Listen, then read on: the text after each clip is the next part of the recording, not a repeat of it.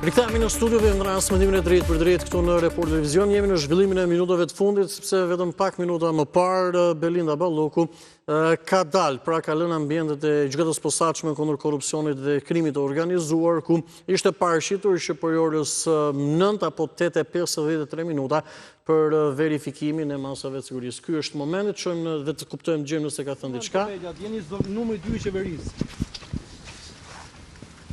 Nuk ka pasur koment, do të kemi si tani një këtë pamje, por nuk ka pasur fare koment. A do ta zbatoni vendimin e gjykatës? Zonja Balloku, një koment për mediat. Jeni numri 2 i qeverisë.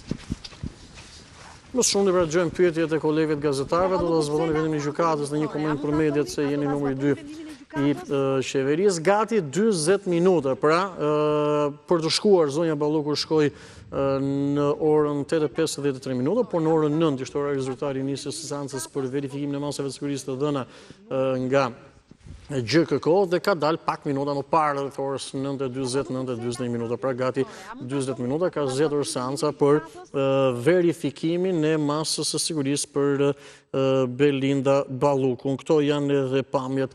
Mbetet për të mësuar në fakt se çfarë ka vendosur GKK-ja. Pra, seanca e verifikimit të masës së sigurisë është më shumë një seancë që personit që ke dhënë masa shtrënguese, zyrtar publik apo edhe person tjetër, thjesht i komunikohet në fakt le të themi përballë edhe akuza, ose më saktë masat e sigurisë, masat e shtrëngimit, që në këtë rast për Belinda Balloku nga GKK-ja të firmosur nga gjyqtari Erion Çela janë pezullim e shtrimit funksionit apo detyrës, pra i zëndës kryeministres dhe ministres energjisë dhe të infrastrukturës dhe ndalimi për të dalë jashtë vendit, apo nëse ka pasur diçka tjetër. Zakonisht është thjesht një verifikim dhe një komunikim ballë për ballë i masave që janë marrë. Shohim nëse në këtë rast ka pasur apo jo diçka tjetër. Vlen vërtetësuar se SPAK e akuzon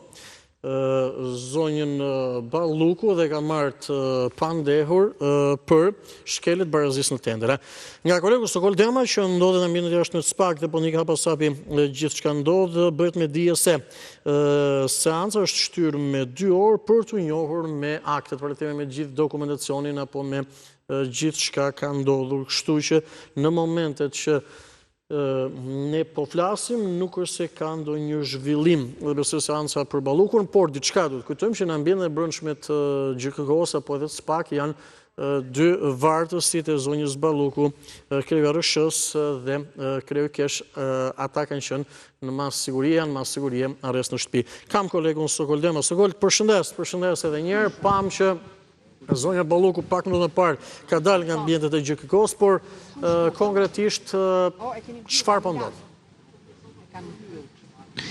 Po Andi, vetëm pak më herët pra zonja Balloku ka dalë nga ambientet e gjykatës së posaçme, është vendosur që seanca të shtyhet për 2 orë, që palët të njihen me aktet dhe me sa duket gjykata ka pranuar pra kërkesën e tyre për shtyrjen e seancës. Sigurisht zonja Balloku ka dalë pak më herët, por nuk dihet nëse do të rikthehet më pra për të vijuar pra për seancën që pritet të nisë pas 120 minutash, pasi palët janë njohura në tërësi me aktet e dosjes pra që ka materialet që ka përgatitur SPAK, që më pas të kenë mundësi të kryen edhe mbrojtjen e tyre.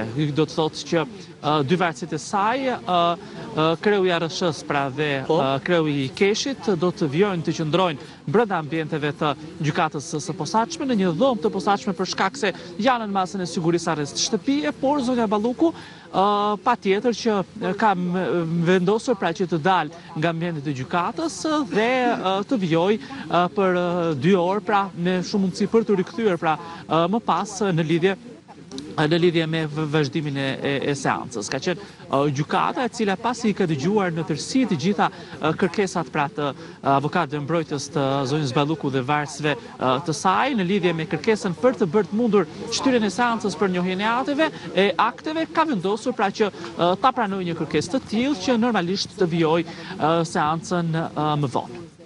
Sokol, pra do të thotë ju e përmendët, po dhe ne theksojmë që edhe për Gjenden Gjylin dhe Eralde Lezin është e njëjta gjë, pra është shtyrë edhe për ata me 2 orë. Pra le të themi kjo çështje në një farë mënyrë trajtohet në blok, pra si për zonjën Balluku dhe për dy varësit e saj. Që do të thotë diku në rreth orës 12 rreth mesditës ndoshta mund të rinis.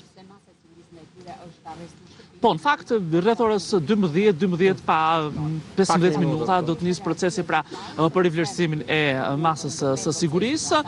Edhe për ata dy pra është shtyrë seanca, por si tashmë edhe përmenda më herët, ata do të qëndrojnë brenda ambienteve të gjykatës në një ambient të veçantë pra ku kryesisht mbahen personat me mas arresti në shtëpi që normalisht për të vijuar pra më vonë edhe procesin e masës së rivlerësimit për ata dy arrest në shtëpi dhe për zonjën Balluku, e cila është në masën tjetër, pra më të butë ndalimit jashtë shtetit dhe po ashtu edhe të pezullimit nga detyra.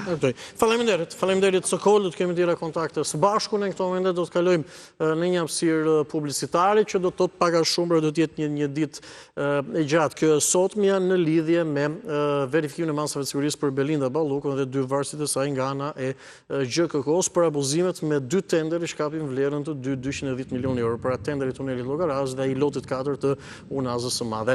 Kalojmë këto momente një hapësirë publicitare, shumë shkurtimisht qëndroni me Raport Televizion, rikthehemi me hapësirën e fleshit informativ të orës 10.